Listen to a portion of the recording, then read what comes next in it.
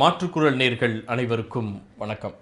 இன்றைக்கி நம்ம செங்கல்பட்டு மாவட்டத்தில் இருக்கக்கூடிய திருப்போரூர் தொகுதியை பற்றியும் 2026 தேர்தலில் அந்த தொகுதி தன்னுடைய தலைமை வேட்பாளராக அலௌன்ஸ் பண்ணுவாங்கன்னு சொல்லிட்டு இப்போமே அந்த தொகுதியில் வேலை செஞ்சு கொண்டிருக்கக்கூடிய அந்த முக்கிய நிர்வாகிகள் யார் யார், கடந்த காலத்தில் திமுக அதிமுகவுடைய வெற்றி தோல்விகள் எப்படி இருந்துச்சு, யாருடைய ஆதிக்கம் அங்கே அதிகமாக கடந்த தேர்தல்களில் இருந்துச்சு அப்படிங்கிறதையும் இந்த வீடியோவில் நம்ம பார்க்க போகிறோம்.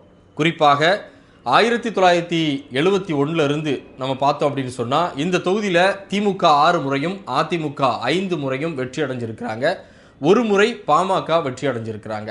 2021 பொறுத்த வரைக்கும் எஸ்எஸ் பாலாஜி அவர்கள் வெற்றி அடைஞ்சார். குறிப்பாக திமுகவுடைய கூட்டணியில் இருந்த விசிகாவுக்கு இந்த சீட்டு 2021 ஒதுக்கப்பட்டுச்சு. அந்த நேரத்தில் எஸ்எஸ் பாலாஜி, அதாவது விசிகாவினுடைய துணை பொதுச் செயலாளராக இருக்கக்கூடிய எஸ்எஸ் பாலாஜி அவர்களுக்கு இந்த தொகுதி ஒதுக்கப்பட்டது. அவர் வெற்றி அடைஞ்சார். குறிப்பாக அவரை எதிர்த்து நின்ற பாமக வேட்பாளரை விட எஸ்எஸ் பாலாஜி அவர்கள் 1947 வாக்குகள் முன்னிலையில் வெற்றி அடைஞ்சார். வரக்கூடிய சட்டமன்ற தேர்தலை பொறுத்த வரைக்கும் யாருக்கான சீட் கொடுப்பதற்கு வாய்ப்பு இருக்குது, அந்த ரேஸில் யாரெல்லாம் இருக்காங்க அப்படின்னு நம்ம பார்க்கும்போது திமுகவை பொறுத்த வரைக்கும் நேரடியாகவே இந்த தொகுதியில் நம்ம இந்த வாட்டி களம் காணணும் அப்படின்னு சொல்லிட்டு லோக்கல் நிர்வாகிகள், திமுகவுடைய லோக்கல் நிர்வாகிகள் நினச்சிட்டு இருக்கிறாங்க.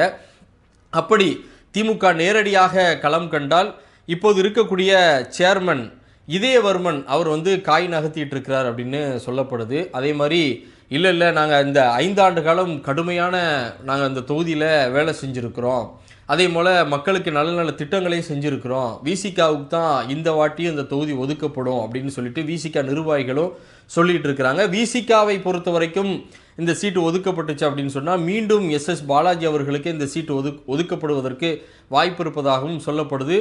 அப்படி இல்லாத பட்சத்தில் அந்த கட்சியினுடைய மாநில அமைப்பு செயலாளராக இருக்கக்கூடிய பள்ளிக்காரணை பன்னீர்தாஸ் அவர்களுக்கு இந்த சீட்டு ஒதுக்கப்படுவதற்கும் வாய்ப்பு இருப்பதாகவும் சொல்லப்படுது. அதிமுகவை பொறுத்த வரைக்கும் மாவட்ட செயலாளராக இருக்கக்கூடிய திருக்கழுக்குன்றம் ஆறுமுகம் அவர் எப்படியாவது இந்த வாட்டி அதிமுக நம்மளுடைய தலைமைக்கு நம்ம எப்படியாவது எனக்கு சீட்டு கொடுங்கன்னு சொல்லிட்டு நம்ம வாங்கணும் அப்படின்னு சொல்லிட்டு இப்போவுமே காய் நகர்த்திட்டு இருக்கிறார். தொகுதியில் வேலையும் செஞ்சிட்டு இருக்கிறதாக தகவல் வருது. அதே மாதிரி எம்ஜிஆர் கழகத்தினுடைய இணை செயலாளராக இருக்கக்கூடிய முன்னாள் சட்டமன்ற உறுப்பினர் மனோகரன் அவர்களும் எப்படியாவது இந்த சீட்டை நம்ம வாங்கிடணும்னு சொல்லிட்டு அவரும் காய் நகர்த்திட்டு இருக்கிறாரு.